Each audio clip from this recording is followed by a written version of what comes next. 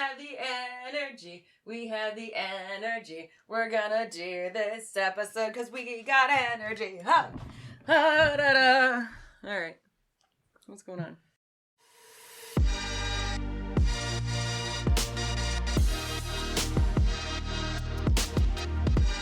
This is the Mud Peddlers, a podcast where two nerdy ceramic artists share the behind the scenes of their worlds of clay. We are your hosts, Lindsey M Dillon. And I am Donte of Earth Nation. Hear me out. Yeah? It's our 100th episode. It is. It's a very important episode. Hello, this is the Mud Peddlers. This is 100th episode Mud Peddlers. Here's what I need you to do. I need you to go wherever you're going to go to rate this podcast. Okay. And give it the good old slappy 5 stars. Yeah. I need you to slap it around 5-star style. I think, yes. You think yes. Yes. I also think yes. I also think yes. I think 5 stars if you think we're cool. The restaurant you go to, right? That is a 3-star. Sorry about it. Here, 5 stars. Okay? Yeah. Thank you. Yeah. Appreciate it. Mm-hmm. Leave a comment if you want. You don't have to leave a comment. Put a little dot. Put Scoopity Poop down there. Yeah. Put the 5 stars. Skibbity Toilet? Yeah. Yes? Do you know about Skibbity Toilet? Kind of. Let's not talk about it. Okay, let's not. Okay. All right. But I want to say on record, I do enjoy Skibbity Toilet. Okay. In the worst way possible. Okay. It's Attack on Titan with a horrible spin on it is what it is. Okay. Okay. But right. Other than that, I reiterate, a call to action. Go 5-star it up. Yeah. Because you love it. Yeah. And it's our 100th episode in our 4th year. Which is wild. Which is wild. You guys have been listening to us for 4 years. I mean, if you're jumping in late, yeah. But if you're a day one, late, yeah. Gotta send you to the principal's office because you're late. But if you've been ride or dying with us from day one, damn, son, how'd you find this? You're awesome. You are awesome. Thank you. And you know what? You look a little more attractive today. I think you're beautiful. I think you're hot. I think I want to take you on a date and introduce you to cool music. Mm-hmm. I want to take you to my studio, show you glaze recipes.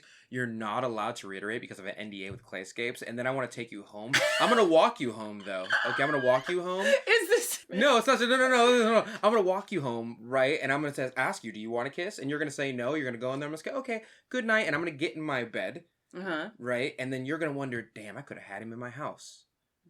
Okay. But I asked you. I offered. I think we may be taking this a little too far. I offered. I think we're you taking dropped this, the ball, not me. I think we're taking. The point is, you're awesome. You're a listener. We're 4 years in, and this is madness. This is madness. Also, I recognize because I was like thinking, like, oh my god, it's been a whole last other year. Yeah. And like the biggest thing that y'all were asking about last year was for like more interviews, and I just want to apologize that I haven't scheduled more of those. I tried to get a few in, but I wanted to do more. So know that more interviews.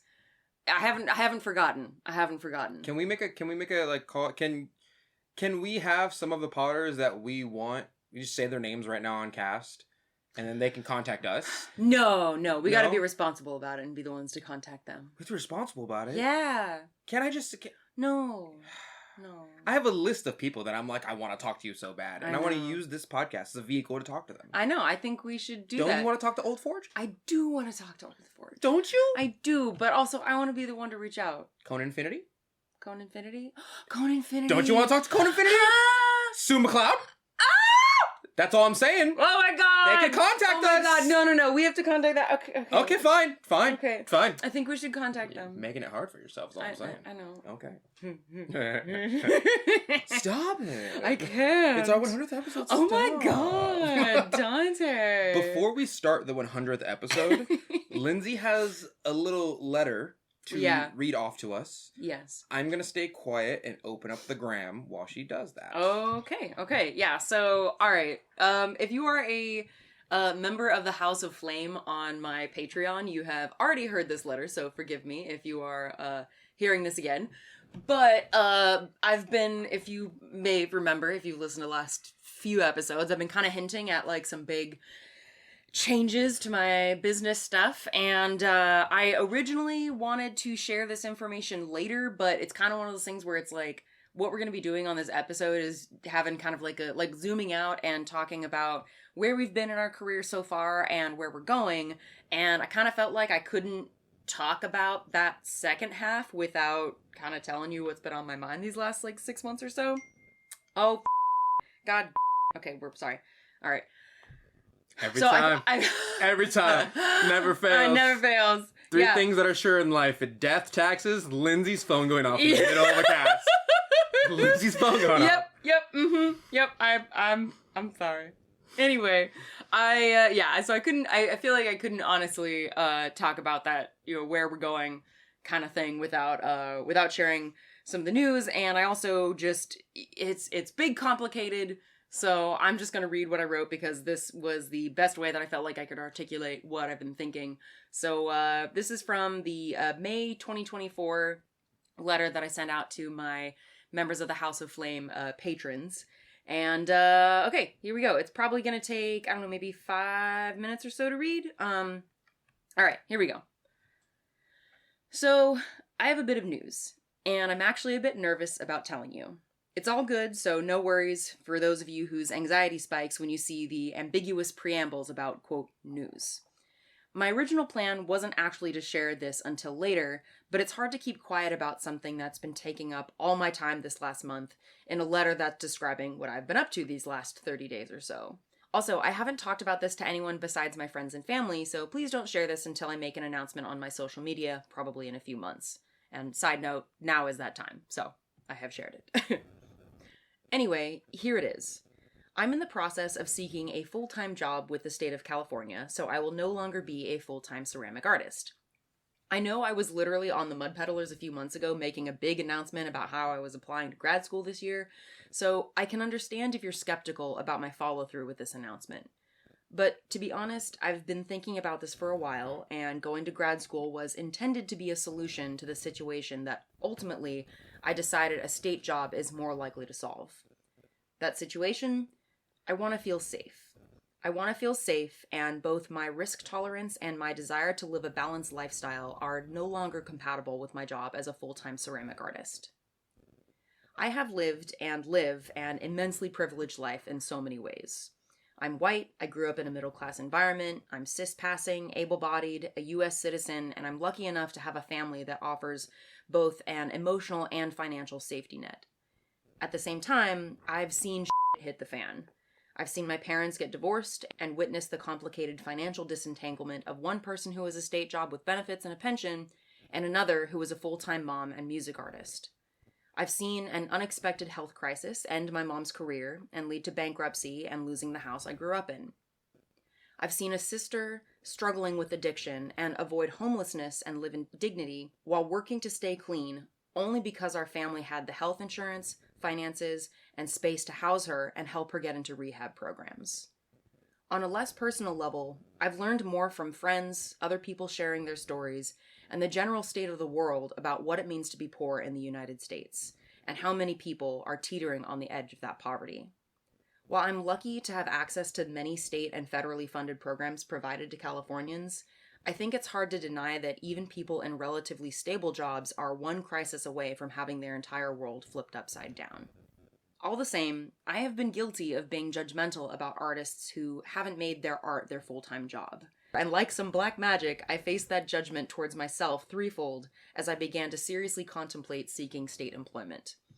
While I generally understood why someone wouldn't want to have their art be their primary source of income, I often felt a bit of disappointment learning that an artist I was talking to either had a separate full-time job or had a partner, often a husband, overall supporting their family financially. And woof, as someone raised as a woman who now identifies as non-binary and gender fluid, the gender aspect of this was a lot for me to work through. But I'm pretty sure this already long letter would turn into a novella if I dove into that process, so I'll leave that explanation for future Lindsey to share.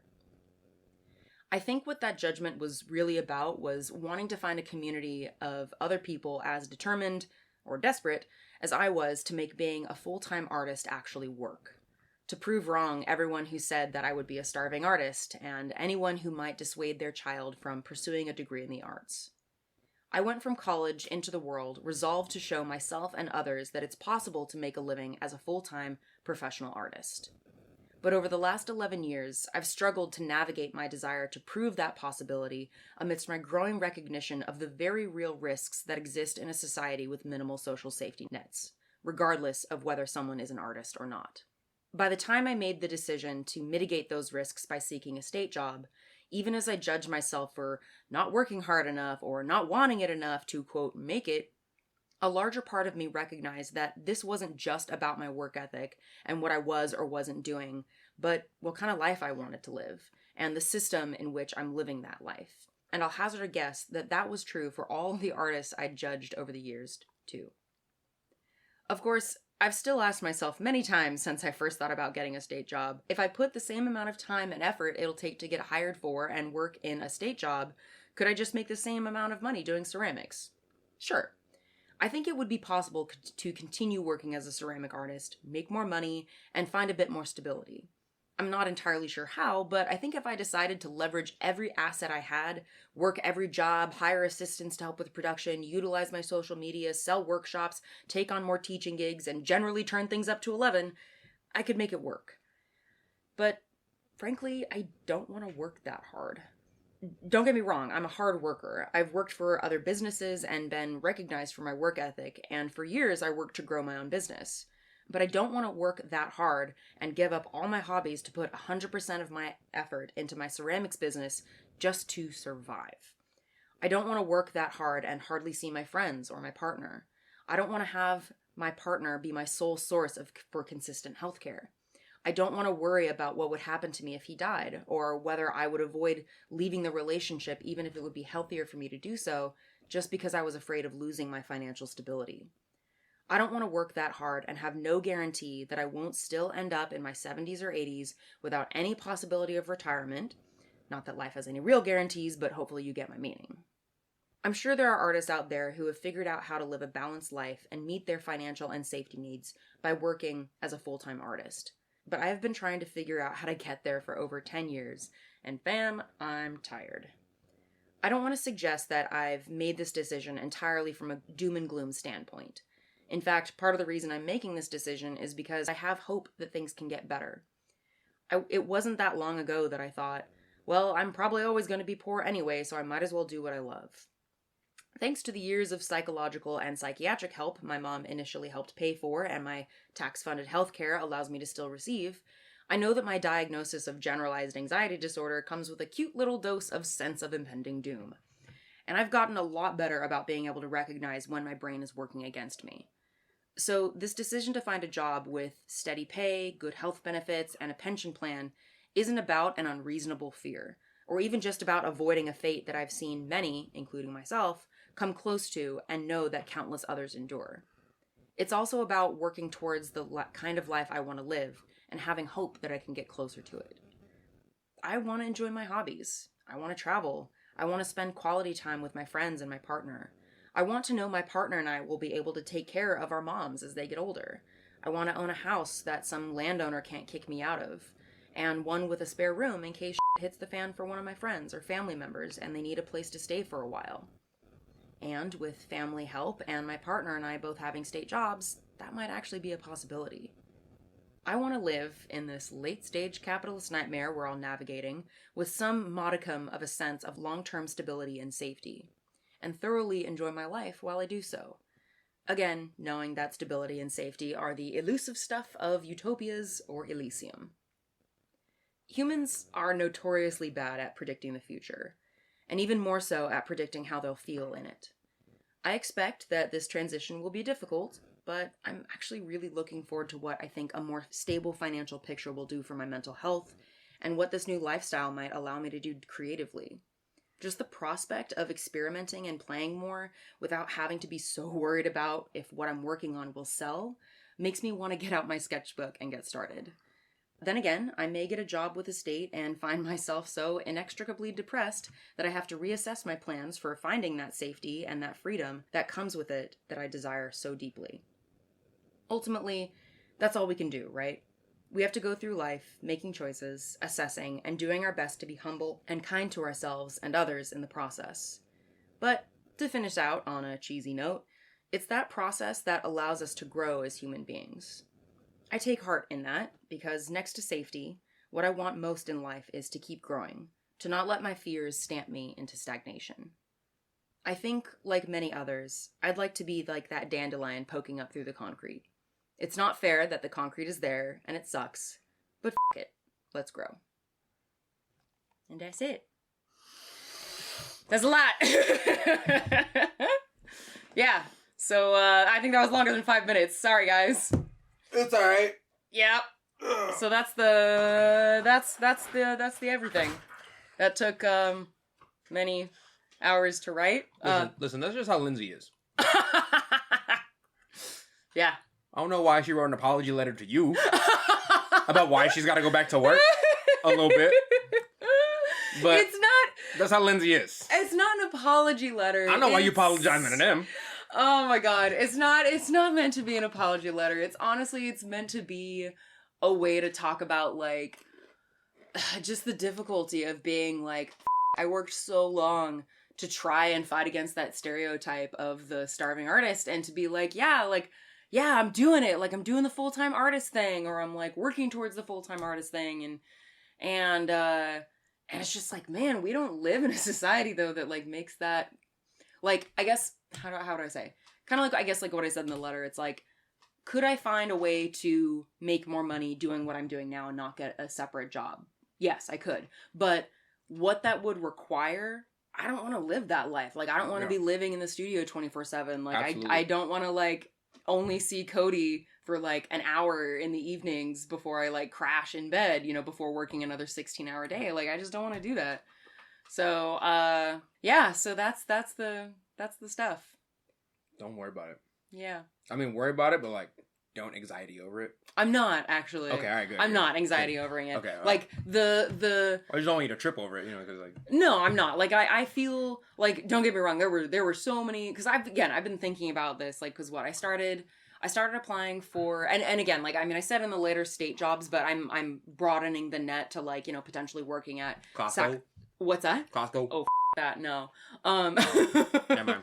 No, I mean, I've heard that Costco's actually pretty good about their, like, their employees stability. seem happy. Yeah, but no, in terms of, like, pension and healthcare, like, I'm thinking, like, even working for the city of Sacramento, working for Sac State, you know, I mean, again, I'm looking at a bunch of different options, and I'm lucky enough to have, like, people who work in those fields who, you know, like, again, my partner, Cody, works for the state, so he's, like, been able to help a bit with, you know, like, the process of applying for a state, because it's a very unique application process. Right. Not setting up, like, a nepotism situation, because, like, that ain't cool, but... Yo, let's go nepotism! Yeah! Woo! Woo! My uncle just got a raise. I am his boss. Oh, yeah? So... Yeah, mm-hmm. I know he plays on his phone, like, all day long, but... Yeah, but you're still hiring him, giving him all the corporate, rewards. Yeah. No, I'm not about that. No. Yeah, so that's kind of, That was big. That's big. That's big stuff. Listen, that was big of you. Thanks. And I'm glad that you had the emotional wherewithal to express yourself in such a way. I understand that you're making fun of that, but also, I don't want to be making fun of emotional vulnerability on this podcast. God dang it, Lindsey. I know, I'm sorry. Taking it to a real place all the time. You know, that's what, it's a real thing. It's a real thing. I guess. Yeah. So, yeah. So this podcast episode overall, other than the note that Lindsey just read, beautiful note. Thank you. Was to have a look at where we've been, where we're going, where did we go, Cotton Eye Joe. So, I'm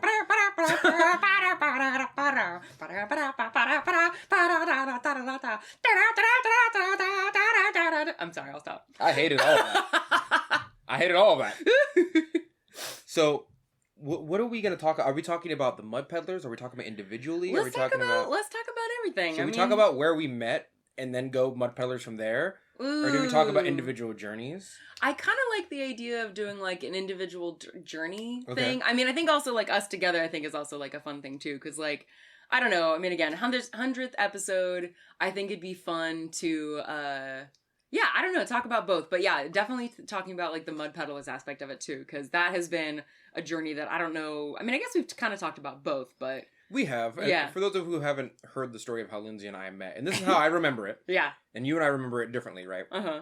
And that's kind of the way it is with people who've known each other for a long time. Yeah. It's like I have a friend on PlayStation, and I remember meeting him when I wouldn't stop peeking a corner, and he kept sniping me in the head. To the point where I messaged him, and I was like, yo, I gotta have you on my team. Oh my god. And we've just been rolling together ever since. Oh, I love that. He remembers it entirely differently. But the way I remember it with you is that your boyfriend... Still Cody at the time. Yeah. Came up to my table and was like, my girlfriend also does ceramic art and she wants to meet you. And I was like, just have her come up here. He's like, well, she's at the table. We're on the table. We just can't walk out. you know? And I was like, okay, well, I mean, then you go watch the table. She'll come back here, right? Yeah. And he's like, okay, when she has time, she'll come over. And I was like, all right, fine. And then that's just where I met you. Uh-huh. And then after that, I had your number, or at least on Instagram, I had you. Mm-hmm. And so we decided to go and talk pottery at the... De Vere's. At De Vere's, with Irish that pub. little urn that I brought. Yeah. And somebody thought me and your brother and sister, and that we were celebrating, like, dead grandpa or something. Yeah. Because it was just, like, a beautiful vase that you had brought. And somebody was like, who are we celebrating today? I mean, that makes sense. Yeah, also because I waiter. think we were also both dressed in black, so it was very, like, I get it. I get where their mentality was. Yeah. Of like, oh, they're dressed in black, there's a beautiful vase in front of me, or somebody had to have died, clearly. And we're like, no, we're just hanging out here. Yeah. Two emo potters. In the middle of De Vere's. Yep. That's kind of how I remember us meeting. Yeah. I think because we also had, we had gone to get coffee beforehand as well. Do you need to shake that up? Yeah, give me a second to shake up the boba. Hold on. Ooh, what kind of boba does he have? What kind of boba does he have? Right now. I know Gwen listening to this is saying that. Gwen for sure. Okay. Who's the other one? She's one of my favorites. Oh. Her Instagram name, she's a Pokemon Go player. Oh, Amethyst. Oh, yeah. Amethyst is probably like, ooh, what kind of boba does he Leah. have? Leah, thank you, Leah. Yeah, like Queen Amethyst Ceramics, yes. shout out. Hell yeah. Listen, it's roasted oolong with sweet cream on top. Bless. Love it. It's in there. I love that for you, Donte. Thank you so much. Let's go get bobes. You know how they Bobes? say, like, Starbucks is starbs? You've never heard a Valley Girl say that? No. Listen, I know that most of you know that we live in Sacramento, California. Technically speaking, we are a valley. Yeah. We are also Californians. We have a pretty high capita of Valley girls. Yeah. Which is crazy. When you go outside, which we don't do very often because we're potters, we live in our cages and garages. You live in your cage and garage. I want to live a balanced lifestyle. She wants to be where the people are. I want to see them dancing. I go outside and I'm disgusted by them so hard. Anyway, sometimes they call Starbucks Starbs. Like they're shorthand for or Starbies. I mean, that like makes sense because like language tends to, there's a term for it, but there's a term for like longer words getting shorter and shorter over time. Slang? You mean slang? Yeah, it's like slang, but there's like another word for it. There's like a linguistics fancy term. Oh, anyway, point being. Yeah. We went to go get coffee before we went to De Vere's because you were talking about wanting to create a like kind of like a small like ceramics like group sort of in Sacramento or just like a group of I really wanted that. Yeah. I mean, yeah. You kind of have it though with your own channel. I mean, it's just kind of me and you. Like what I wanted was a small group of ceramic artists in Sacramento who could get together and have some sort of influence so that we can always get through art shows and share information. And if I made a glaze recipe, I would share it with the group and then they would have like signature recipes that no one else had on the market. Yeah. But like, I mean, and I'm not trying to hold them or anything, but like they all kind of dipped. Like none of them really kept in contact with us. We have their contact info, but like I talk to Lindsey every week. I haven't talked to some of these people in like years. Yeah, I mean, admittedly, part of the reason we talk every week is because we have the podcast. Right, but I mean, we were hanging out often before that anyway, which is also kind of how we started the idea of the podcast. Was like there were a few like YouTube videos I remember you doing of us just like sitting and talking, and then the pandemic hit, and you're like, Lindsey! Right, yeah. Lindsey! We have to! Yeah. The iron is hot, let's strike it! Ah! Well, in a world full of all these, specifically, like, heteronormative males coming out with, like, here's how you attract and get money. You just gotta disrespect them a lot, and then they love you. And I'm like, well, maybe we should make one of those, but not like that? Mm-hmm. Maybe about something we actually know about, like pottery. Mm-hmm. So, that's kind of where that came from. But people were inside wanting to listen to, you know, people who have more of an aptitude to be social or socialistic. Because, you know, I'm a little less on that scale. But some people, like, need to go out with their friends every week or so to feel mentally healthy. Podcasts are kind of like a bandage to that. In a way. And so, there were a lot of them inside during the vid. I can shorten words, too. During the vid. During the vid. Lol. So, yeah, I wanted to create a group of people that would benefit just from being around each other because we were all in the ceramic art kind of area, right? And And it's hard. I mean, like it's hard enough getting people together for D&D, you know?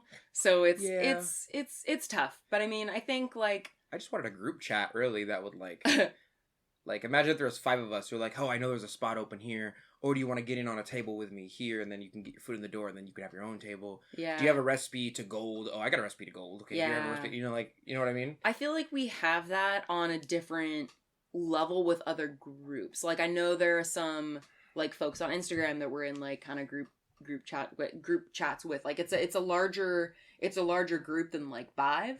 But I feel like that's actually... Okay, so this is, like, definitely something that I think has changed a lot over the last few years for, like, where, like, I don't know, how I've thought about, like, myself and the community and stuff is, like, actually beginning to have that greater sense of community. And honestly, it's been because of work of, like other people, you know? I mean, because, like, you were the one who started to put together, who was wanting to put together, like, a group. Yeah. And then, again, you know, that didn't really end up materializing, you know, long term. But then there's been, like Viv Ceramics recently coordinated a meetup, and it was more specifically for, like, potters and, like, ceramic artists of color. I remember that one. Yeah, I wanted to go, but I was like, I'm not.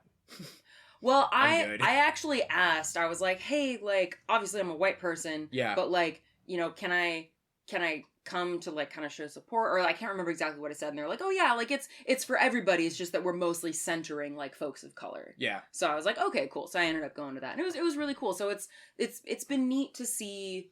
It's been neat to see people continuing to build that community. And I feel like that's been the biggest thing that the Mud Peddlers has helped with, is making me feel like I'm more a part of the ceramics community broadly. Absolutely. Because for a while I just kind of felt like, and you had said this to me at one point too, so I'm just going to regurgitate it, that we were kind of shouting into a void. Yeah. But then we went to Ensika like a couple times, and there's people who just notice us, like, oh, you're the Mud Peddlers. And I'm like, okay, so y'all really sit and listen.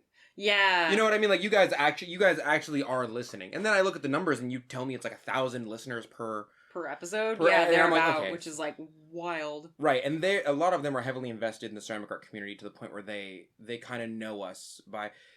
I told you that story. I went to IMCO and somebody was just, like, looking at me, and I was like, hey, and she's like, I listen to your podcast. Oh, yeah! And then, not in, like, a girl, fangirl way. I don't know what their gender was, but I'm just using that term. Yeah. But they just looked at me like, yeah. And I was like, I'm sorry.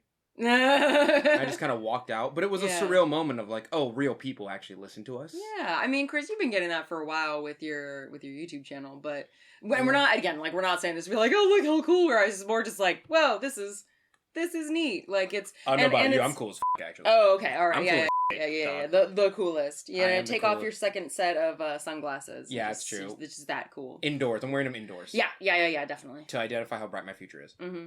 Oh, I love that. No, I actively go from, like, I don't know if this is a thing with just me, or if it's a thing with other people. But I go from, like, I'm a god to, like, I'm trash. In one day. Yep. In totally. One day. Absolutely. I go from, like, I figured out ancient copper to, like, it could be better. Yeah. It could be better. I'm trash. Cone Infinity is better than me. Oh my god. By tens of miles. Yep. And I cry myself to sleep. Oh my god. Go play Stardew Valley. Okay. Yeah, go play your Stardew Valley. I will. Okay. Feels more real now. Like, this feels more substantial, I guess, in a way. It feels heavier to me. Like, if we were like, I feel like in the first year, if we were like, let's just not do the Mud Peddlers anymore, I'd be like, oh, we just let a little thing go. But now if we let it go, I'd be like, wow, we lost something. Yeah. Of substance, you know? Yeah, I would, like, and that's, again, that's, like, kind of one of the tough things about, like, looking at the financial aspect. And again, it's like, I know that I could probably start, you know, like, reaching out and trying to get, like, sponsors and stuff, you know, for the podcast. But that's the other thing that's kind of tricky, is, like, at least partially from, like, what you've said, is a lot of sponsors will just, like, give you things, and it's kind of like, no, I need, like, money, bro. Yeah. So in some ways, that's, like, I mean, because we put, you know, I mean, not, like, a terribly large amount of time to this, but I mean, you know, it's a few hours to sit and, you know, go get coffee and, you know, eat and do the podcast recording, you know, and then more time for you to, like, upload it to the thing, and then for me to, like, download it and edit it and stuff. So, I mean, it's like, system. It takes a few hours, you know, probably, like, I don't know, maybe 4 hours, 5 hours for every episode. Yeah. You know? Yeah, and I will say, there's a considerable amount of effort that goes into this, but it's not so much so that I'm breaking my back. I guess that's the kind of point. Yeah. It's for not this, like I'm, you know. This, for me, I think if it was one of those things where... Like, because I've thought a few times about, like, man, put this time into this podcast and like we're not getting any money back from it. And it's like the social and the community aspect of it is huge, but it's also like if that's like again part of where the having money coming in from a regular source makes a difference, because I've definitely gotten to a few points where I'm like, man, the time that like unless I start getting money from this podcast, if I reach out to sponsors and I don't get like actual money from this, I'm kind of like, man, like I can't really afford to keep doing this, because again, like the time that we spent doing it I could be making money. So that's again one of the other elements that I'm looking forward to about getting a job. I mean, even honestly, even if I do something like part-time at first and then do full-time more, it's just like just having a more stable source of income, I think, is like gonna allow me to do things like this with less stress and also just explore more, because it's not going to be so dependent on making money. I mean, I'm not gonna hold you. By the time I think we reached our 4th year, I probably, because this is a me and you collaborative effort, but like I want it to benefit you more than me. If I were you, I would have reached out to Clayscapes and Mako by now and been like, hey, we will say your name on the cast if you sponsor us and talk about your glazes. Yeah. For like this amount of money per year or month. You know, and that would have automatically made it worth it.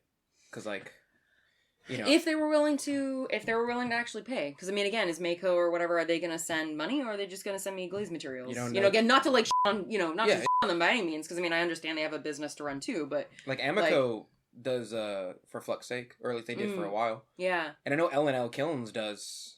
Ryan and Becca. Yeah. So like, it's not like it doesn't happen. It does happen. They just facilitated it. That's all that was. Yeah. Like they knocked on the door to see if anybody was home, and like somebody was home. Yeah.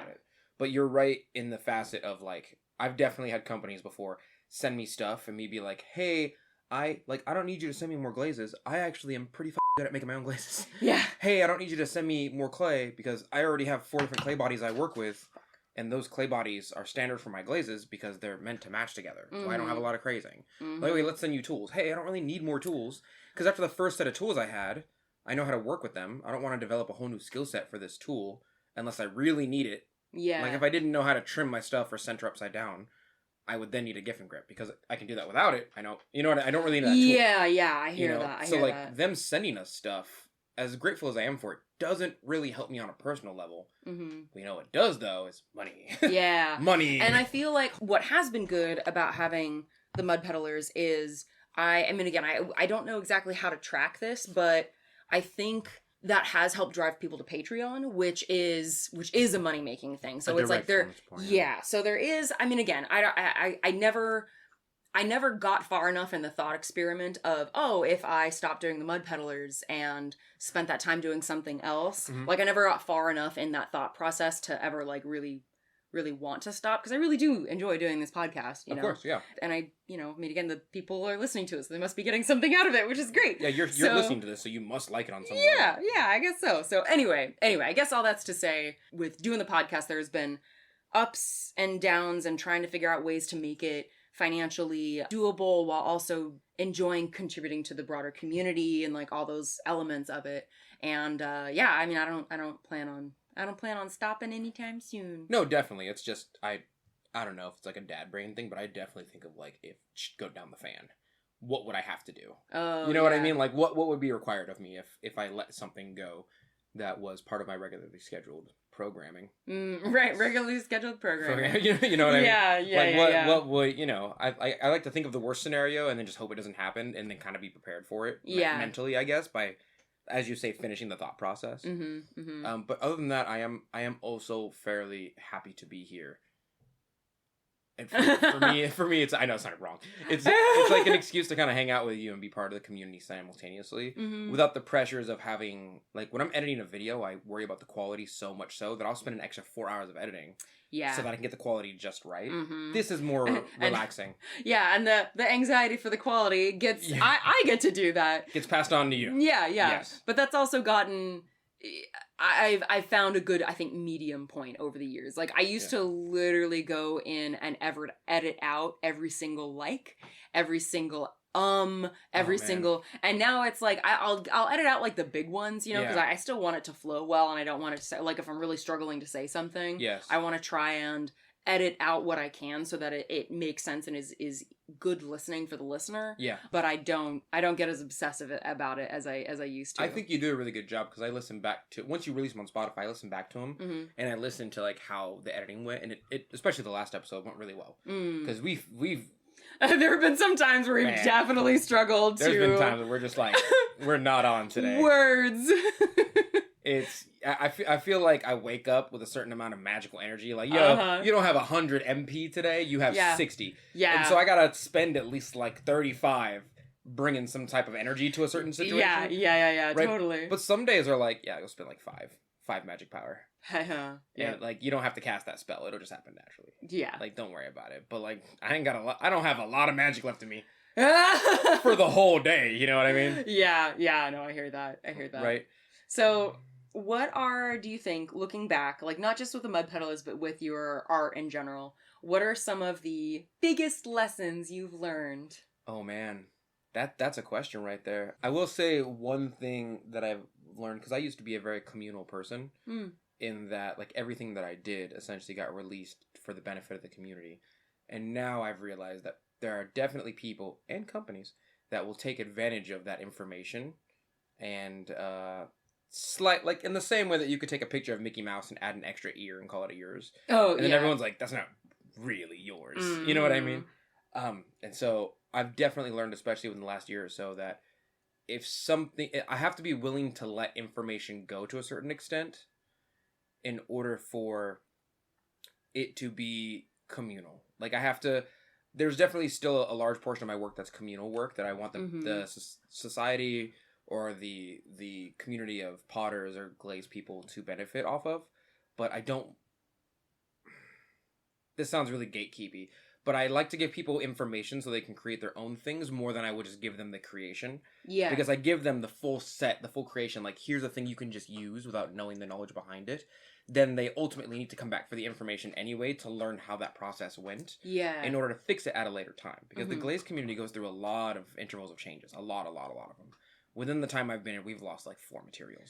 Yeah. Right? And so your glazes, specifically with the glaze community, becomes non-efficient or just you can't get the materials to make it.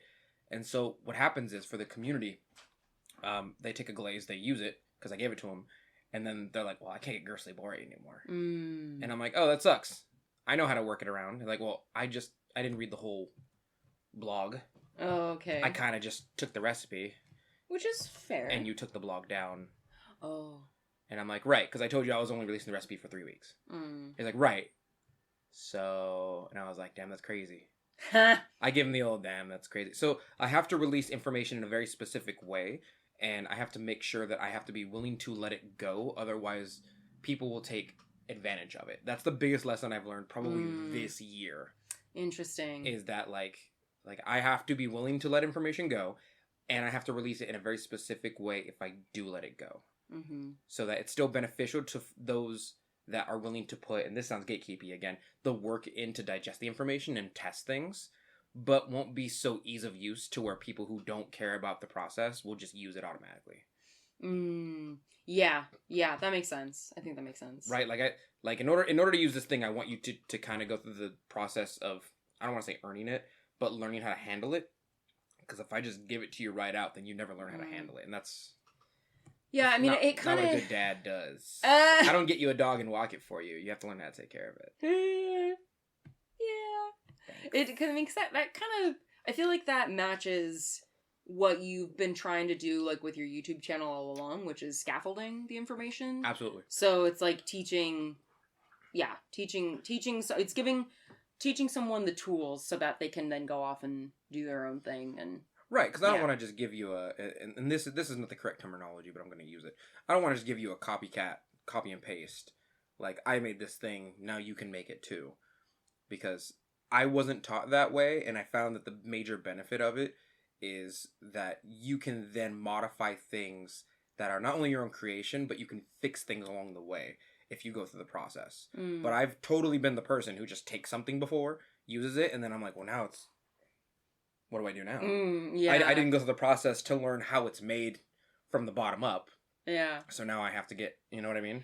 I do think that there can be some ways to, I think there can be some ways to just, like, learn that, like, you still learn stuff. Yeah. If you're doing a thing, even if you're not, like, scaffolding it, you're still learning. Of course. Yeah, so I hear what you mean. It's less learning and there's just key points of information you ought to have. Like, I don't know how to build a car, but I'm still driving it. Mm-hmm. But also, the people who know how to build cars are like, no, you really should learn how a car works. Yeah. Like, they're very adamant about it. Mm-hmm. They're very like, you need to learn how your car works, because otherwise you're just going to be down creek without a paddle if something goes wrong and you don't know how to fix it yourself, or you're going to be out a bunch of money. Yeah. And the people who know how to work cars and went through the process to learn, like, are, like, they're, you know what I mean? Know the things, yeah. They know the things, they know how to fix it. But we all only have so much time in the day, and we all have to make choices about where we're going to spend our time. Well, yeah, of course. But if you're in the ceramic art community and you're learning glazes, your time is very clearly set in this one place. Yeah. Don't pretend you're flying a kite. Like, you're here, learn it, man. Yeah. Okay, so a big lesson was... No, it's your turn. My turn. All right, are you gonna what my biggest lessons are? I suppose I could throw the question back at you, but I would say, like, what's a big mistake you made that you're like, ooh, damn, I should not have done that. Not even not have done that, but like how would you have approached it differently to where you feel better about it? Because the end result might be the same. But I find that a lot of people will just do the same thing, but a different process, and feel better about the situation. Does that make sense? Yeah. It's funny, actually, because I had a job interview recently where they asked me about, like, what's a mistake you've made in your career, and it's like, this actually really, really works. I think the things that I have felt the worst about, and fortunately this has only happened like a couple times, but I think the things that I feel the worst about are when I vastly underestimate how much time a project is going to take. Oh, that's a big one. Yeah, and like when I was making or when I was working with Insight Coffee Roasters, right. They, I had, by this time this other project came around, I had already made 2 sets of serveware for them. So like, I mean, and that, God knows, that was a whole like learning process in and of itself. But they wanted to see if I could make charcuterie boards out of clay, right? And I'm like, yeah, this should be simple. It's a slab. Like, I can do this. Oh boy. No, flat things suck to make. Flat things suck to make. Oh my God. In my class, I always start people off with coil building, slab work, and then I try and show them how to tack it together with square and slip with 3-dimensional work. Yeah. Some of them don't want to do the other 2 things, so they just make flat stuff. It cracks so often if you don't dry it correctly. Yeah. So often. The issue I was having was warping. Oh. So it would seem fine in greenware. Yep. And then it would warp, and then I would have to spend so much time like sanding things down. And then like, so I think, I can't remember exactly what the project timeline what I initially said it was, but I want to say it took like 3 times the amount of time. Yeah. And fortunately, they didn't have any, like, they didn't have a hard deadline for, like, they didn't have, like, an event that they, like, needed these plates done by. Mm-hmm. And, like, I communicated with them through the whole process to be like, hey, this is the problem I ran into. Like, a big thing was I had made the slabs for the charcuterie boards too thin, and that was part of why they were warping so badly and then cracking. Yeah. So I had to, like, make them thicker. I experimented with different drying times, different drying techniques, and all that, like, extended the timeline. So, like, I communicated about what was going on, but it felt... I think that's, like, the worst I've felt, is having to... Like, when you have to admit that you misjudge something, having to admit a failure, or having to admit a flaw, is really, really hard in terms of, like, not that it's hard to do in terms of, like, obviously I'm going to do it because I can't, like, I'm not going to lie about what's going on. Yeah. Obviously, but it's, for someone, again, it's like that whole joke about, like, oh, were you a gifted and talented student? No. So then you have anxiety now, don't you, in your 30s? And I'm like, yeah, that's me. Like, I was definitely that, like, if I got an A instead of an A+, I would be like, what did I do wrong? So... I think those are the times that specifically with the charcuterie boards, like, what I ended up doing was, and I ended up giving them, like, a 35% like discount on the final product because, and it was, it was a few $100s worth, but that was how I essentially dealt with that problem. And so I think in terms of like a lesson learned from that, like because of the mistake of, I mean, again, like I think it's always predicting how long a project is going to take, I think is one of the hardest things to do, because so much of it depends on how experienced you are with that particular thing. Like, how much experimenting are you going to have to do to get it, you know? So I think what advice I generally give for folks, especially folks who are starting out, is like, spend time, you know, working out the math, like how long, like if you're making a set of serveware, like how long does it take to make each cup? How long does the wedging take? Math all of that out, and then double that time. Because, you know, like double how much time you think it's going to take, because I personally would rather overestimate how long a project is going to take and then get it done sooner than have to several times say, hey, I know I said I was going to get this done by this time, but I can't. Like, you know. Right. So that's been a big one, but there's another one that I think both you and I would echo at the same time, and it's if you make a commission for someone, make sure you're comfortable making it, first of all, because it's totally fine to say no, right? Because like, if somebody wants one of my cups that I've made a dozen times before in a specific color that I have ready, then it's fine. But I've totally taken on a commission that I've never made before, that I don't understand how it's made, and they want a special color, and I have to go get it, and it costs more money, and I didn't include that in the initial price, stuff like that. But the big lesson here, always make double, if not triple, of the thing you're making for commissions. Like, if somebody wants a cup, make 3 of them. Sell the other 2, give them the best one. Big one. That's a huge one that I learned probably in like my first 2 years. Because you think, like, you know. I think I made like a third more, like for the serveware commission, because that was like, I think 200 cups and then like another 50 plates or something like that. Yeah. Like, that would have been too much for me to make double of, but like an extra third was enough so that like if one cup ended up like warping, it's like, cool, we'll just replace it with like, you know, it's like I have enough to like, it gives me the opportunity to weed out the ones that don't work as well. Yeah. But for individual commissions, like you're saying, like smaller projects, like, absolutely. 2 or 3. Like, I mean, even on your level, like making a third more is probably a smart move, because even if they all don't come out pristine, like 100% perfect, or at least to standard, you can take the ones that are the 70%, take those, put them to the side, and give them the 80%. Yeah. Right. Well, that's like what we also did with Tea Cozy, you know, like when we worked with them, it's like we always like, we both made more than we needed to. You have to. So that we could, you know, sift out the ones that like, it's like the seconds, you know? Right. And like they wanted 50, I definitely made like 60. Yeah. And those 10, like some of them I sold off. Right. Because some of them are good. But there's like 2 or 3 of them that I just went, okay, well, those are dead. Yeah. Those are warped in some. Those are are warped in some fashion. I don't want them. I'm trying to think of another thing that like, there's so many micro things that I've learned along the way, you know? I know. I think like that's, in some ways, I feel like that's such a thing to think about. Like literally when you first started, like you were taking classes with Yoshio, then you started doing work at you know, Alpha Fired Arts.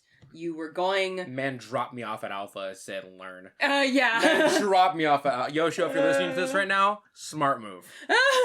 Smart move, honestly. I love it. But now it's crazy. It's like you were literally, from what I remember you telling me, you were literally like going to Alpha in between like 2 different job shifts. And now you are teaching. You have like almost 100,000 subscribers on YouTube. You have, you know, you've got a thriving Patreon. You have a soon-to-be deal with Clayscapes. Like, you've got sponsorships. Like, it's just kind of wild to, again, look back. Shout out Clayscapes. Shout out Clayscapes. Shout out Clayscapes. Yeah. Even if it doesn't happen, still love you. Yeah. Still love you. Yeah. It's just kind of wild to, again, think about, like, where you started and where you are now. And it's like, this studio that we're in used to be filled with family boxes and things, and it was just me with one little lamp on a, you know, a 6-foot plastic pop-up table, and that's how this studio started. It's just it's wild for me personally, because this whole thing started off like a girl basically cheated on me. Like not even cheating, just like broke my heart essentially. Yeah. Right. And like the last thing we talked about was pottery.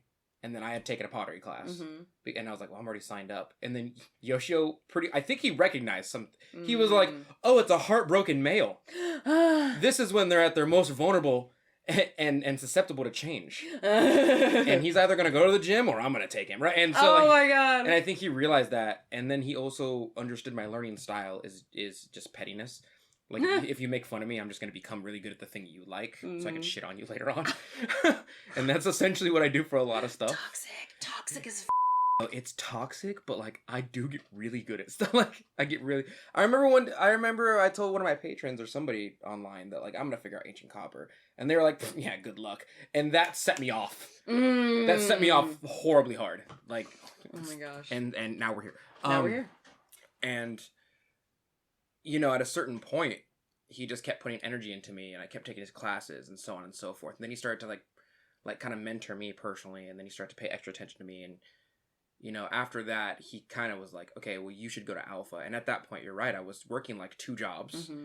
I was living with my grandmother at the time, which I tried to take care of her as best I could, but that's a whole different story. And my paycheck, because she did cover most of the rent for that, my paycheck went to Alpha, like $100-something a month towards materials and whatnot. So I was indeed living paycheck to paycheck on top of taking a portion of my finances and doing something that I love to kind of cope with the heartbreaking existence of being in a low class area. And granted, like I lived in North Highlands, you know, like I lived in not a very good part of Sacramento. There's like North Island and Oak Park. If you live in Sacramento, there's like North Island and Oak Park. They're not cool places. Just straight up not. The crime rates are hella high there. Oak Park's changed actually. They put a Starbucks there. Oh boy. Yeah, no, Oak Park's been gentrified like crazy. Yeah, no, it's expensive to live there now. But like they put a Starbucks and a bank there and then things just cleaned out. It's crazy. But yeah, no, I definitely was living paycheck to paycheck, and then I was buying Amico glazes, and one day I was like, man, I said to Josh, actually, the owner of Alpha, I was like, I wish I could make these. And he goes, it's just glaze. And I was like, right, but like companies make them, right? He goes, no, you can make those.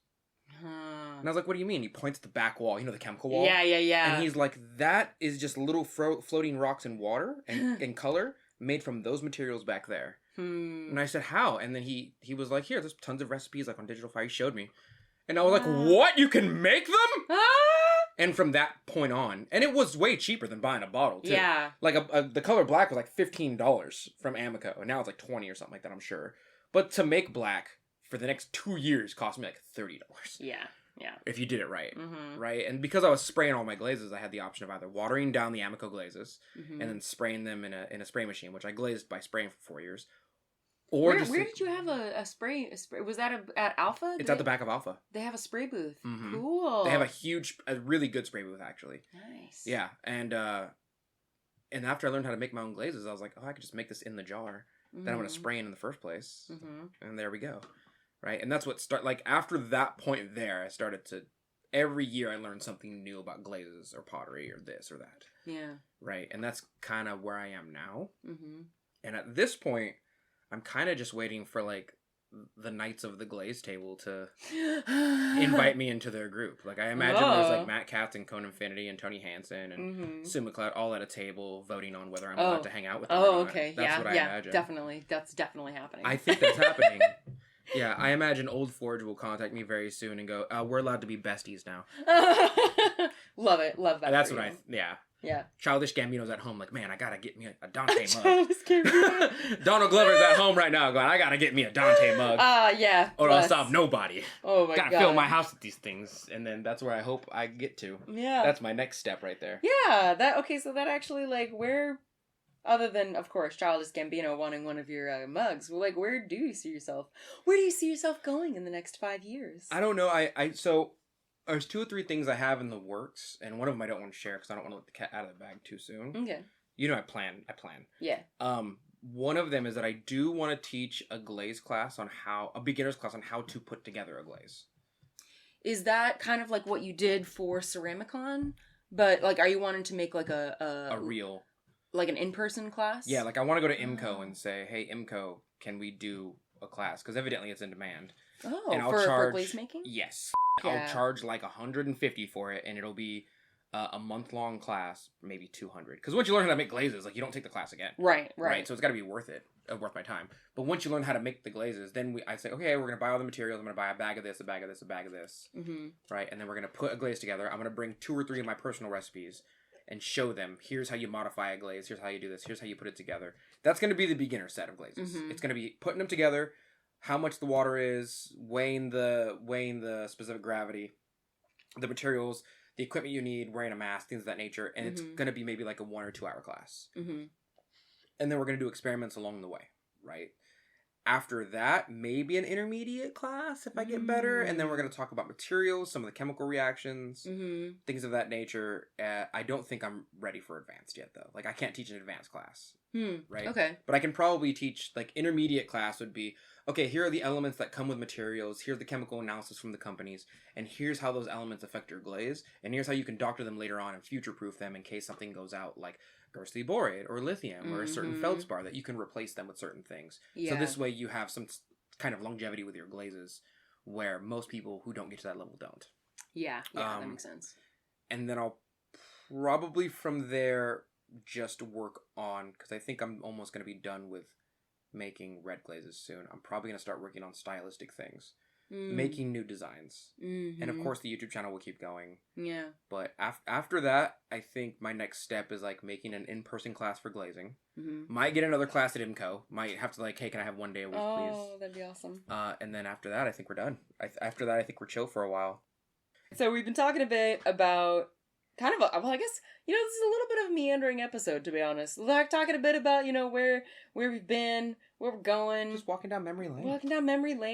Let's just keep walking. walking. What are some of your, like... There doesn't have to be a point to every episode. Yeah. Just, like, walk down memory lane. What are your highlights? What are some highlights, some, like memories from your last few years where you were just like, hell yeah, like, I did this thing, this is great, like, moments of victory. I'll be real with you. Yeah. And I know that I know what you're going to say to this, but I don't have too many of those because in my mind, the stuff that I'm figuring out has already been figured out before. I'm just figuring it out. So at some level, someone's out there who's just not on in the public social media eye, who has made an ancient copper type glaze before. Yeah. Right? And, like, that person's probably looking at my post like, yeah, duh.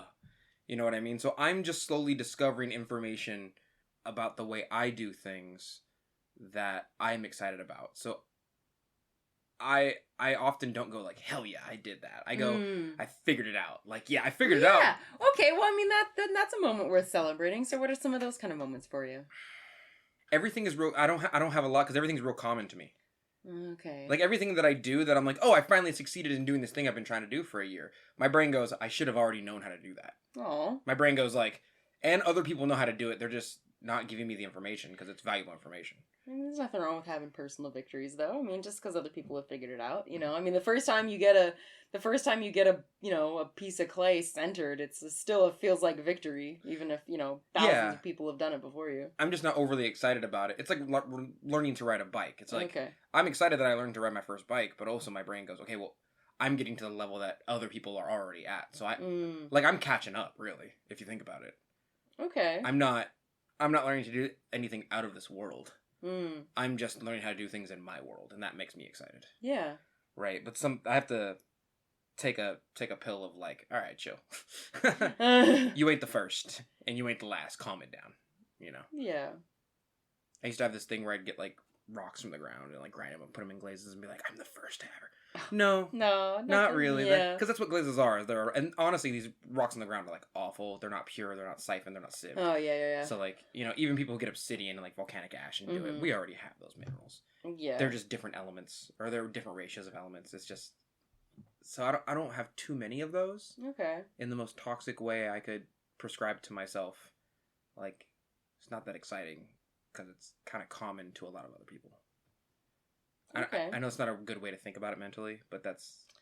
I mean... I learned how to ride a bike. Well, about damn time. Like... Oh, that's shit, I'm sure a therapist could have a lot of stuff to say about that, potentially. Hear me out. Listen, you've been driving at this therapist thing for a long time, and I'll concede to it. No. I'm not pushing you to get it. I'm just saying I don't have the skills to articulate what I'm thinking, because I'm like that... Like, I hear what you're saying. Like, obviously, we don't want to get up our own asses about things. That's kind of where I'm at. Yeah, like, I don't want to get my... I don't want to be like, I'm the best. I mean, I think there's a balance between, like, I mean, like, because I can think, like, when I remember... I mean, there's a few different things. I've been thinking a lot about, like, insight recently, because that's, again, that's... That was a big one for you. That was a big one, yeah. And especially since I've been, as a self-employed person on my resumes, like, I want to show that, you know, it's like, I have worked for other people, I've worked with clients, I can, you know, collaborate, you know. So I've been thinking a lot about my time there, and it's like, I remember one time walking up, I think I was, like, making an extra delivery to Inside of, like, I think they needed more, like, latte cups or something like that. Mm-hmm. And I remember walking up and, like, seeing everybody sitting outside, like, drinking coffee out of the mugs I made. And I was like, oh my god, that's me! I made those things for people. There's nothing better than seeing people use the stuff that you made. Yeah. Nothing better. Yeah. And to, like, share it. Oh my god. Makes me so happy. Me too. I think, like... But they use them as a key bowl or... I don't care, man. Change jar. Whatever. You mother effers. Oh my gosh. Oh. I don't mind. I mean, I think it's... I would rather have them be used. I think just in general, it's like... Because, I mean, of course, I don't know. I don't want to judge how people use their stuff, you know? Don't worry, I got you. I'll do it. Oh, okay, alright. You got the judgment for me. I have the judgment. But, yeah, I mean, it's interesting, too, because it's like... I think there's different kinds of victory moments. There's, like, the... Like, because, you know, I mean, I can think about Insight, right? And, you know, even though, I mean, of course, if they want to keep working with me, absolutely I'll work with them again. But, like, I remember after doing a couple projects with them, I was, like, kind of, again, starting to crunch the numbers and realizing, oh, it's actually, you know, it's more profitable for me to, you know, sell at Sac Anime as opposed to working with, you know, local businesses to do wholesale, you know? And, at least for the way my business is structured. And so it's interesting to think, like, as much of a victory as that was, it's also like it's not the whole picture, right? Like, it's not like, I think sometimes, especially when we look at other people's lives, it's really easy to see like a moment of victory and have all of these associations with it. Mm-hmm. Like, oh, this person like got this award, they must have made it. And it's like, oh no, that's not, you know. That's not how that works. Yeah. One moment of light doesn't make it bright, you know what I mean? Mm-hmm. You're on it with the light metaphors today. I'm just saying. Yeah. We need a little button that's like bars. It's every time. There's a podcast I listen to, and every time someone makes a good point, they do that. That's funny. Yeah. I like that. But we shouldn't have that, because I'll abuse that button. Yeah. What is that? A few Sac Animes ago, when I made like over $10,000 in a weekend, mm-hmm. That was also like a big, like, holy balls. I remember that. Yeah, that was a big victory moment. But again, like, that's also, like, I think, okay, so, like, obviously there's a lot of different things that have led up to me, you know, wanting to get another job. Mm-hmm. And I think one of the things I realized is that, like, I was kind of having less fun at conventions and getting less excited about how much I was making at them because, because I was kind of like, it became less like, oh, this is awesome. Like, I get to spend a weekend, like, doing, nerd, this is awesome. I get to talk to all these people. I get to, show my work. And it's like, don't get me wrong, that still has always been a part of it. Yeah. But there began to be an increasing sense of, oh my God, I hope I make money. Oh my God, I hope that everything sells. Oh my God, what if something goes wrong? I'll be you're screwed. There for a reason, yeah. Yeah, and it's like, but that sense of dread of, like, this is a make or break scenario. Like, again, couple Sac Anime, or, like, I think it was last Sac Anime, I made, like, $5,000 less than I anticipated. Yeah. And that was a hard hit. And to realize, like, again, like, that make or break status was one of the other things that has made me go, like, man, like, I really, and again, like, I really want to keep in mind that, like, again, as I said in the letter, humans are really bad at predicting the future and how they're going to feel in it. For all I know, I mean, like, this is my plan right now, but I also know that, like, I'm changeable enough to be like, maybe this won't be what I end up doing. So I don't want to say, like, oh yeah, this is what the future is going to look like. But it's kind of like what I look forward to in just having less pressure on events like Sac Anime, like doing shop updates. Like, I want it to be more a sense of, I want to get back to that feeling of joy I feel like I used to have when I would sell my work more, where it was like, oh my gosh, like I was more thinking about, like, that I was able to make a thing that brought joy to somebody else. Yeah, that's, yeah. Yeah, and I wanna have that be the more centered thing, as opposed to, like, that creeping anxiety of, like, oh God, I hope I sell because I need to be able to support myself.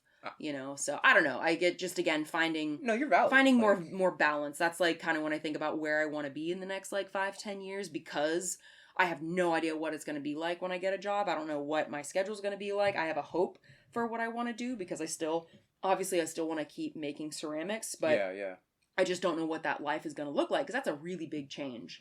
But what I hope that it will bring is just more relief so that I have the mental space and the creativity, or I have the mental space to explore the creative ideas that I have, you know? I mean, because again, like part of the thing with having the Patreon is that I wanted to start making more sculptural pieces, but I have not been able to, again, I just want to live a balanced life, and doing so meant not making as much money, at least doing full-time ceramics, and so anyway, I don't know what I'm trying to say, but I know what you're talking about as far as that feeling goes, because like I get that whenever people buy stuff that I want them to buy. Does that make sense? Tell me.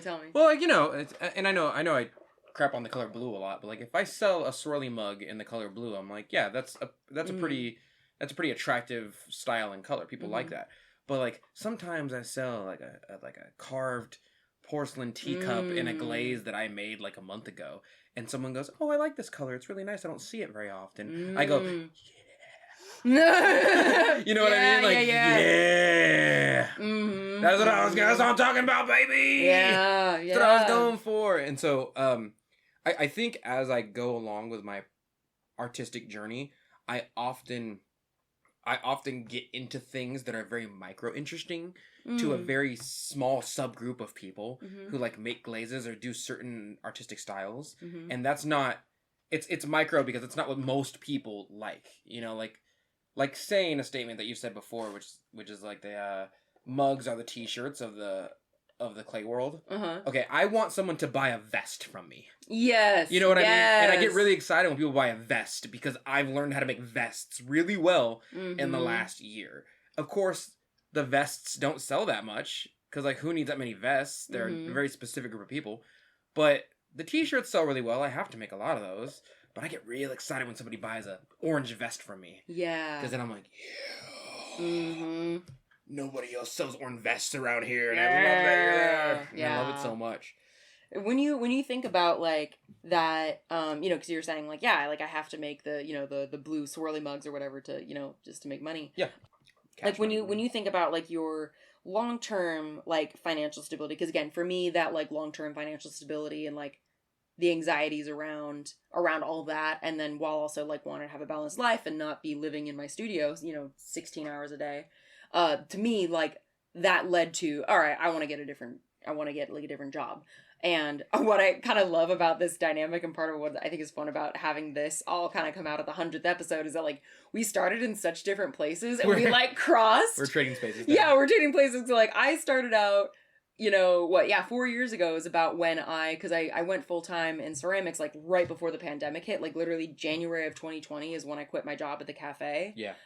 And then now I've done the, you know, independent thing for a while now. And then you started out with the 9-to-5 type job and doing ceramics and doing your YouTube and everything else. Yeah. And now you like don't have that, what used to be your, even though it wasn't a 9-to-5, like the 9-to-5, like the steady job. Yeah. So like 10 to 6, like whatever. Yeah. Yeah. So when you look at, you know, what your, you know, financial picture looks like for you and your family and everything like that, like how do you see yourself continuing that stability and continuing your like mental health and stuff? Because I know that obviously you can live in the studio 20 hours a day and you're Absolutely. Very happy. As long as my daughter's happy and my wife's happy and the state of the house is like paid for and clean, I'm relatively okay. Yeah. You know what I mean? As far as money goes, personally, I have jumped up from a low class environment to like a middle class environment without the use of having to work so hard. But I do realize that if I keep working hard, I can create an extra cushion to keep us in middle class America for a longer period of time, regardless of what happened to us. Yeah, I was gonna say, because like the idea that you didn't work hard to get here is kind of crazy to me. Like I get what you mean in terms of like you married into a family that was middle class. Yeah. But like that, I mean, I don't think they anyone. Drink I don't think. seltzers. What's that? They drink seltzers. Oh my. they drink mineral water. I had to get used to that. Sorry, I didn't mean to interrupt you, but no, I didn't mean to interrupt you. Actually, I just didn't want to say I never want you to think that you are not working hard because you're one of the hardest working people I know. No, I mean I work hard, but I also realize that like there's a level of hard work you can put in till you're overexhausted and actually like die, like start to take negative hit points to your health from overworking, and also not getting the results that you want. Right, like I spent many years working pretty hard, like not 16 hours a day every day hard, but like hard. There's a cap. And I still wasn't getting where I wanted to be. That was the other thing too, is it's like if I want to know that the hard work I put in is gonna like pay off or something. Realistically, there's an economic and classist gap and cap that goes like you can work as hard as you want as a low class person unless you figure out some tricks or become financially literate with the money you have and learn how to save and do things stop doing things you want to do in order to save tiny amounts every single year, which isn't really a good answer to like a capitalist society that keeps you in a certain classism scale. Yeah. You essentially cannot outwork your class unless you just get real lucky on accident with a certain thing at the right place at the right time. Like you're never going to work at McDonald's long enough to become rich. Yeah. You're just not going even to. if you are working your ass off. Even if you're working, and even if you're the hardest worker, it does not happen. Also because folks usually, at that point, you know, you're looking at having 2 or 3 different jobs and still not being able to... Right, and so you're going to have a cushion somehow. And the thing that really buys me my middle class status now is time, and that time is bought by money, right? So at the moment, what I'm doing is I'm becoming financially literate enough to make sure that cushion is there so that when things happen... we can have a cushion enough to keep going. You know what I mean? Like if you have a certain amount of money in an account that has compound interest and it makes more money, that buys you a certain amount of groceries every month. And that's like important to me because that's how I eat. Yeah. You know what I mean? And so I think the largest jump for me and the thing that I'm looking forward to is I need to make enough money to buy a cushion to where I can not only build and improve the business, but I can also build upon the stability I have so that it's more stable, if that makes sense. Yeah. Because like 5 years ago, I had no bridge built. And now I have like a really bridge that like I got really lucky into having. Yeah. And now I'm trying to reinforce the bridge to make sure that I can go back and forth as much as I need to and stand on it so that it's not, I can put more weight on it without it collapsing. But I think in a very positive way, like you're often trying to remind me, there's really no way I can like outwork my financial situation by just having a job. Yeah. Like shaking someone's hand, giving them a Thumbelina, like in the Greatest Generation, and then just being like having one job and paying for all my stuff. It doesn't happen now. It just does not happen. Yeah, at least not as often as it used to by any sense of Any the stretch measure. of it. And it's like, no, it is, yeah. Even the people that I work with at my job, because I kind of cater to seniors, they're just like, yeah, just have a job. And I'm like, that does not work anymore. Yeah. It just straight up doesn't work anymore. No, unless you're in like a really high position. Unless you have like, a lot of, Yeah, like I have a cousin who literally has 2 master's degrees. She works in GIS, global information systems or something, and she deals with like data and like mapping and stuff. Yeah. And she works for Napa County, and just recently got an additional like catering job working weekends so that she can like help pay off their family's like college debt. Yeah. And it's just like, that's crazy. That's wild that you have 2 masters. 2 master's degrees. Yeah. When I worked at my old chef job, I had a person who had a master's degree in genetics, was my dishwasher. Holy shit. She was like, there's no jobs in the field of genetics that I can find in California. There's just not. Oh my God. Yeah. And she always blamed politics, which I don't know how true that is. I'm not in that field. But she was always politics shapes our whole ass life, so. It does in the same way that, like, racism does. But at the same time, she would always just be like, effing the other side of the political spectrum is just pushing to make sure that stem cell research doesn't reach a certain point of getting certain financial stability. And because of that, they don't have the money to hire people. So people like me, especially in the state of California, which is the most liberal part of the world, can't get a job. And I'm like, calm down. Wash the dishes. Wash the dishes, dog. Dang, I would be pissed too, man. A master, like... She has a master's in genetics, and granted, she left and found a better job. That was like a stepping stone for her, but from what I understand, the job, it didn't like save her life. She's not all of a sudden stable. She's still, with another job and a master's degree, she's still struggling with a giant student loan behind her. Yeah, that's the other thing I'm reminding myself of as well, is like, even if I'm able to get a state job relatively soon that's full-time, health-time, I mean, it's not like I'm going to be making, like it's kind of one of those things where it's like, if I was by myself in California, that working that job, I would still be considered poor. Yeah. But with Cody, so with a dual income, no kids, and then that with additional money from ceramics, it's like, okay, then we kind of start to get to a bit of a better place. And then again, we're lucky we have family help, so there's a good chance that because of that family help, we'll be able to buy a house someday. But yeah, anyway, it's a lot. It's been a wild ride, and I think going forward, all I can do personally is try and make. I kind of have like a plan to make a class in real life for teaching people how to make glazes. Mm-hmm. I want to make another YouTube channel, but it's a whole different spectrum. I don't want to release yet. And thirdly, I think I'm gonna start making classes online, because what I do for my students at where I work is I make presentations. And I had a buddy of mine be like, why don't you just green screen yourself explaining your presentations and giving demos like you do on YouTube? You could just combine green screen, demos, and YouTube, and that makes a class. And then sell those classes on your website, which you already have. And I was like, why are you right? You know what I mean? Like, why are you, I really could just like center in front of you on camera and then explain what I'm doing on a green screen.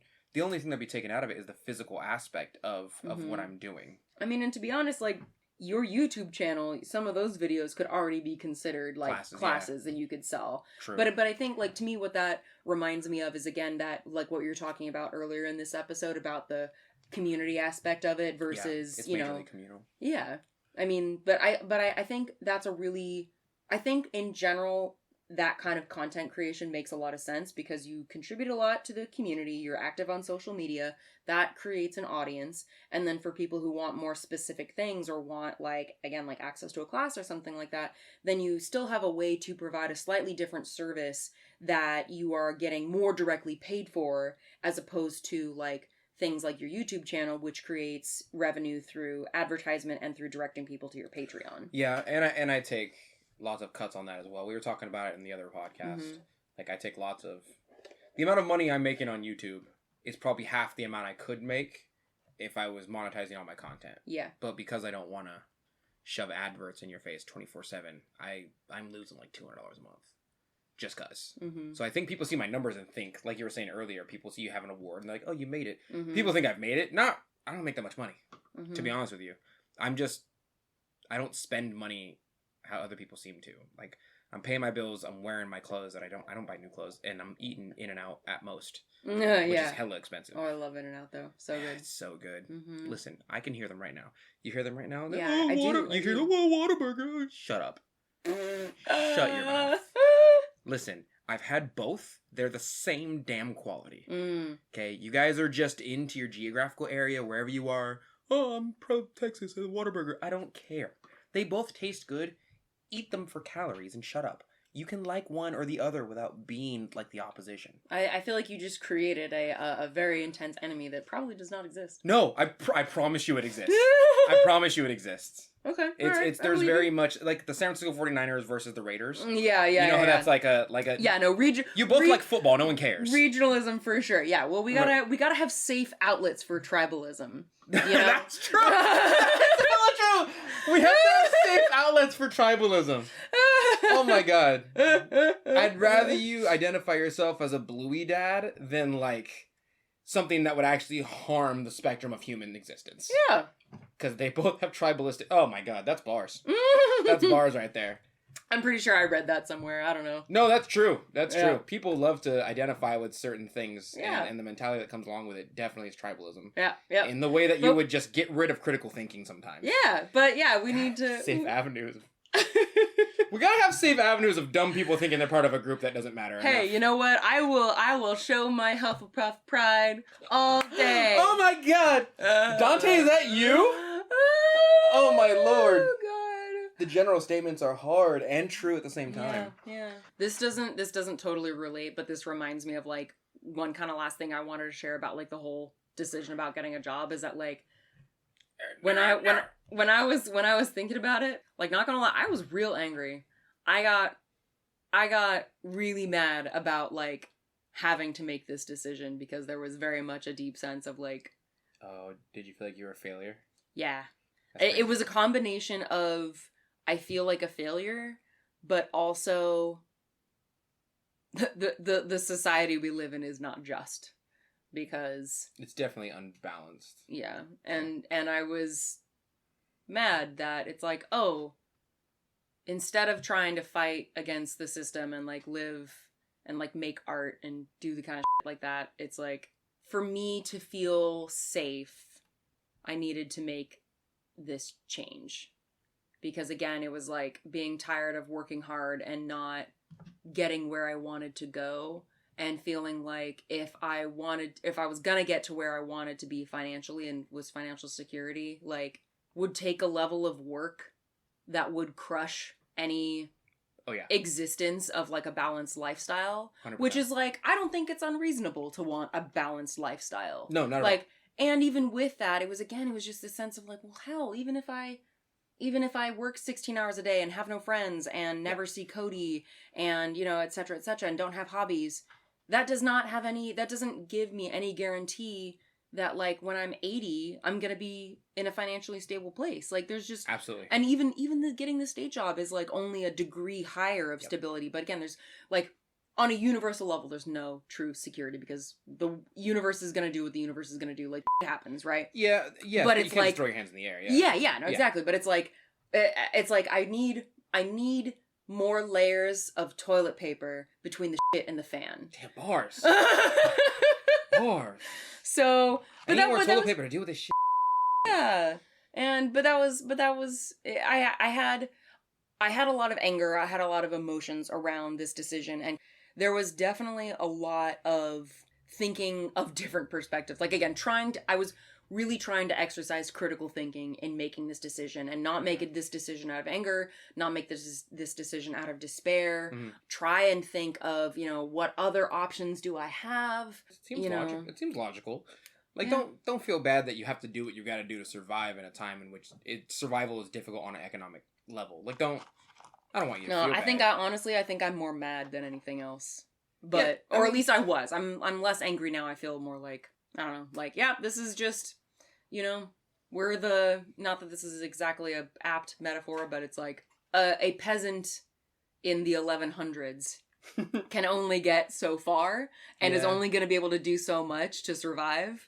And it's kind of like, even though we're not peasants necessarily, like, as our society is set up, like, we are not, and again, you could argue a lot of things around this idea, but it's like, we on a governmental level subsidize farmers, right? Because we know that, like, we need food. Yes. We do not subsidize artists the way we subsidize farmers. We do not have, universal basic income. We don't even have universal healthcare. Like, there's so many things that make it so that artists and all kinds of different people don't have that stability. And I think what's frustrating broadly is that the arts have this reputation of being a place for silly people who have too much time and money on their hands.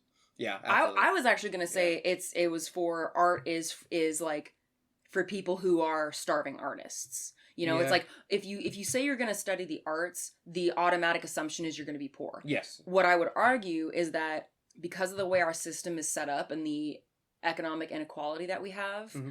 there are so many other career choices that have that same level of instability, but don't have the same negative social reputation of the starving artist. And so the frustration is like, it's kind of like what you were saying about that guy who was like, or that person who was like, yeah, okay, good luck making ancient copper. Yeah. I had so many people say, good luck being an artist. Yeah. And I'm frustrated that now it's like, well, I guess I had to deal with the idea that, oh, I'm proving those people right because I'm not still a full-time artist. Oh, but it's also, then I had to let go of like, well, first of all, that's just somebody else's opinion. I mean, second of all, like, life is so much more complicated than that. Yeah, it's more complicated, and going back to your peasant analogy, it's like, there's definitely a type of person that, like, you're like, okay, I'm born as a peasant, there's clearly a king, mm-hmm. and then that person goes, hey, little Timmy, because I'm doing the accent, I'm sorry. Oh, I'm here for it. If you try hard enough, you can be king one day. Really? And it's like, Well, I mean, it's a good mentality, but realistically, no. Mm-hmm. Like, no matter how hard you break your back, there's so many roadblocks. And the Kings put them there, realistically. Mm-hmm. There's so many roadblocks to make sure you never reach that status of power to threaten that other status of power. And it's not about how hard you work. It's not. You could labor in that field all day, every day until you die. Right. And you're never going to be a king. Like, right. And it's not like working hard doesn't make your quality of life better, because it does. It's just there's a diminishing return. There's a diminishing return on how hard you work. Yeah. Right. And I suppose I'll end on this, because this is something that me and my friend Ryan have been talking about for quite some time. Mm. It's that there seems to be, and he was more talking on a political spectrum, but I'm just talking on a personal spectrum. There seems to be two different types of common people, and I'm making large sweeps here. I want to be clear about that. There's people who see someone jaywalking across the street, and then they get hit by a car, and they go, well, there should be more signs here. There should be a crosswalk closer to this person. As if the system that's set up in this place should be meant for their safety more so, and they should have safety measures in place. So even if they do a little bit something wrong, right, they shouldn't have been hit by that car. Yeah. On the other side of the spectrum, most other people go, why was he not in the crosswalk? Like that dumbass was on. And he was talking about the two different types of mentalities of people who think that the system is majoritively responsible for their woes in the world versus people who take ultimate personal responsibility. And I mean like to an extent that is unrealistic. Yeah, so like essentially two sides of the spectrum. Two sides of the spectrum in which one person goes, well, there should have been more signs, and the road should have been lighter, and we should have a light here, and the system around us should be taking care of at least some facets of this so it's easier for us to cross the street so people don't get hit by the car. Mm-hmm. But the person on the other side of the spectrum goes, dumbass shouldn't have been in the road. Yeah. You know what I mean? And I seem to stand in the middle place where I go, look, you probably shouldn't have been jaywalking. Let's be clear about that. But this road could be a lot lighter. Yeah. That your chances of, like, if you put a little bit of effort in, you should have not been hit by the car. But, like society is a drunk driver. Okay, and no matter how safe you is on the sidewalk, you're probably gonna get hit.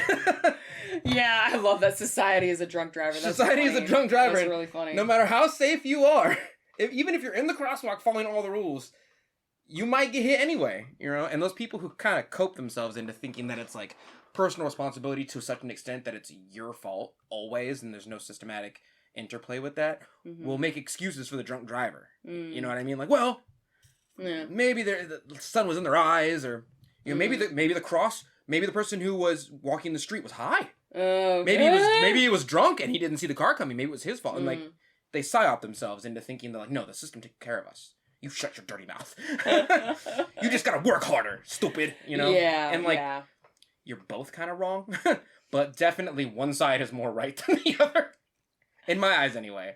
Yeah, I mean, I largely agree with you. Like, I'm, you know, I good, because I'm right. Yeah, okay, well, that's, good. Yeah, all right. I'm glad we settled that. Yeah. To add to that, I will, yeah, just, like, I agree with you. Like, I think any reasonable person could understand that there's a balance between personal responsibility and, like, systemic oppression and systemic problems. I don't see a lot of them, but they're out there. I think the reasonable people are out there. I don't see a lot of them. Though. Okay, well, things are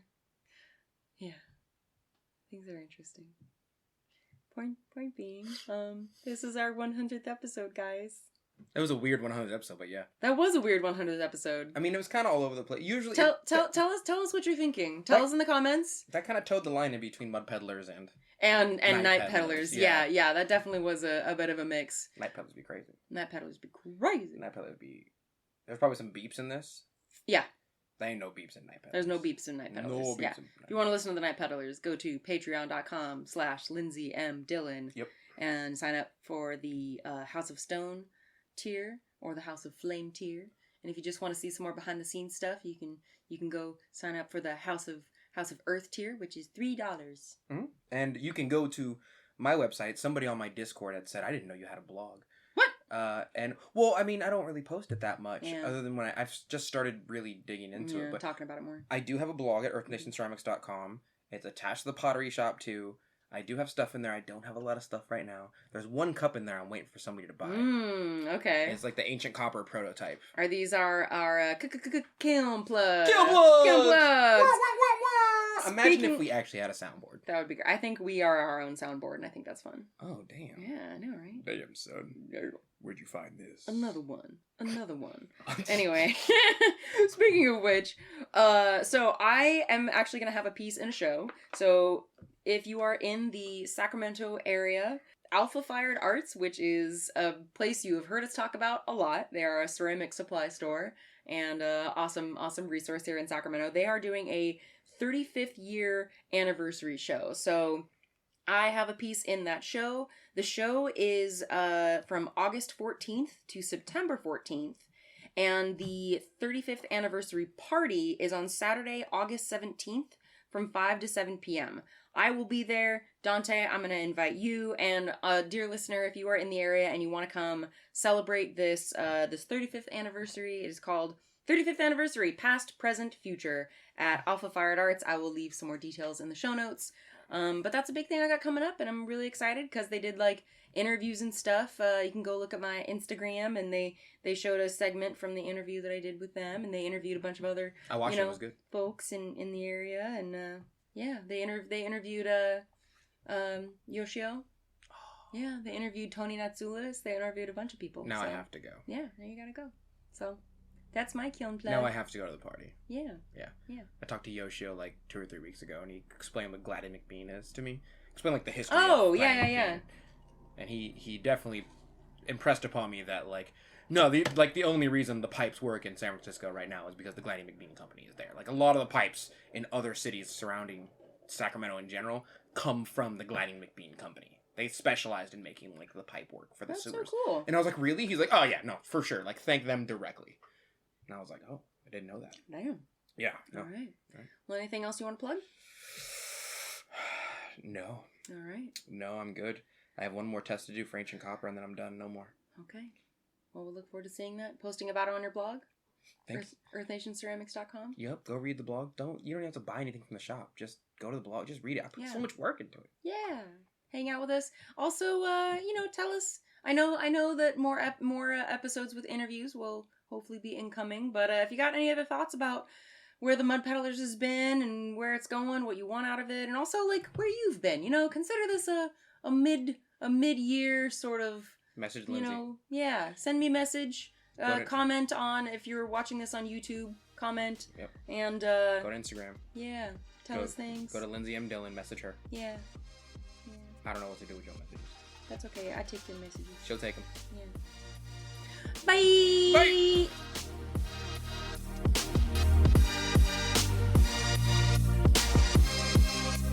And that's it for today. Thank you so much for joining us for this episode of the Mud Peddlers. We would love to hear from you, so if you want to share your thoughts about the episodes or just see what Donte and I are working on in our studios, come say hi. You can find links to my social media at lindseymdillon.com. That's LINDSEY, M as in monster, DILLON.com. And you can visit my pottery shop or see what I'm working on at earthnationceramics.com. And you can find me all over social media at Earth Nation Ceramics. It's spelled exactly how you think it's spelled. And if you want to support the show, hear some bonus episodes, and see some behind the scenes of my work, you can support me and the show at patreon.com/Lindsey M Dillon. Thank you so much for listening, and we will see you next time.